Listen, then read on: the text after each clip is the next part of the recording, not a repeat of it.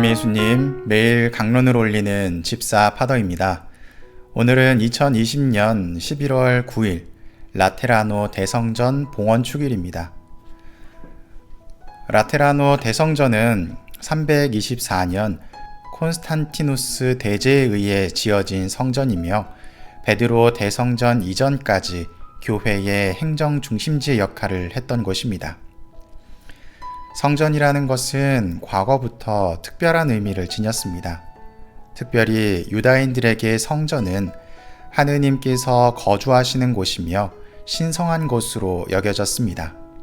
또한 이 성전을 중심으로 하나 될 수 있는 특별한 의미를 지닌 장소였습니다.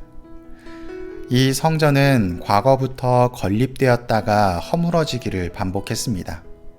가장 처음 성전이 지어진 것은 솔로몬 때인 기원전 10세기경입니다. 다윗에게서 통일 왕국 시대로 넘어가는 시점에서 유다인들을 하나로 모으기 위한 수단으로 성전 건립은 매우 중요한 의미를 지녔습니다. 그리고 이것을 제1성전이라고 부릅니다. 이 성전은 기원전 6세기 바빌론에 의해서 허물어지기까지 유다인들의 심장 역할을 하게 됩니다.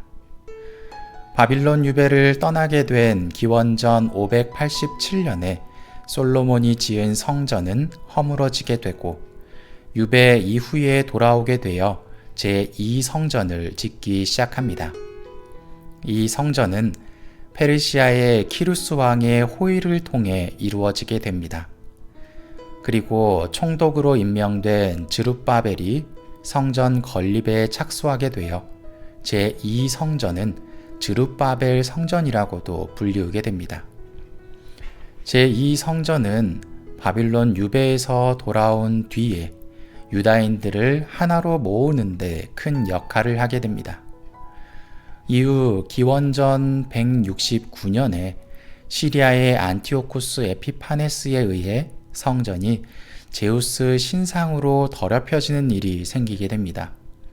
이때 마카베오 혁명으로 막아지는 듯 했으나 이후 기원전 63년에 로마의 폼페이 장군에 의해서 성전이 허물어지게 됩니다. 이후 로마의 위세를 등에 업은 헤로데가 유다인들의 왕의 자리에 앉게 됩니다. 자연스럽게 사람들은 헤로데를 인정하지 않았고 유다인들에게 신임을 받기 위해서 이전까지와는 다른 휘황찬란한 성전을 재건하기에 이릅니다. 이것이 46해에 걸려서 짓게 되는 제3성전이며 헤로데 성전이라고 불리우는 성전입니다. 이처럼 과거부터 성전이라는 곳은 유다인들을 하나로 모으는 역할과 신앙적인 중심이 되었습니다. 그래서 성전은 매우 중요한 자리를 차지하고 있었던 것이죠. 오늘 일독서에 나오는 에젤키엘 예언서의 내용은 제2성전에 대한 내용을 이야기하고 있습니다.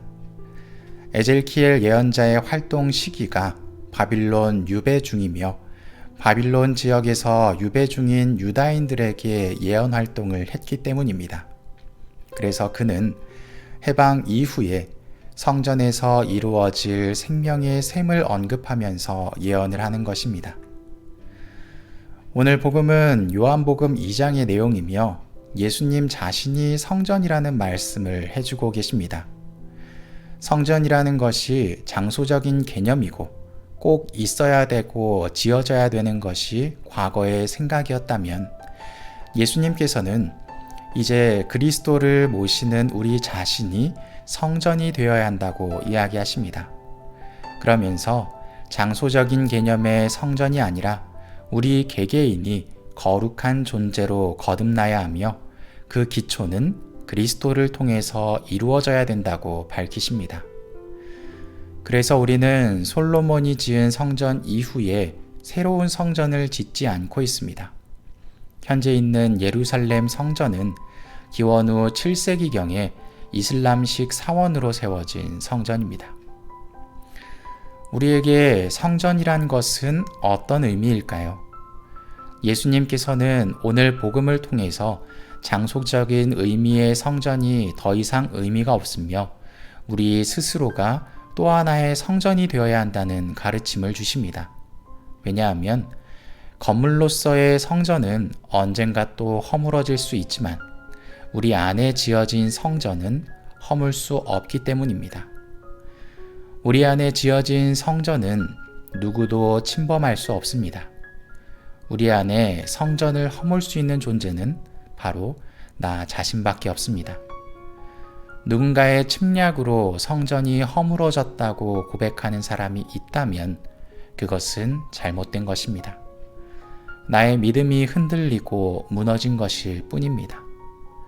더 견고하게 내적 성전을 이루어 우리의 신앙을 철옹성으로 만들도록 노력합시다.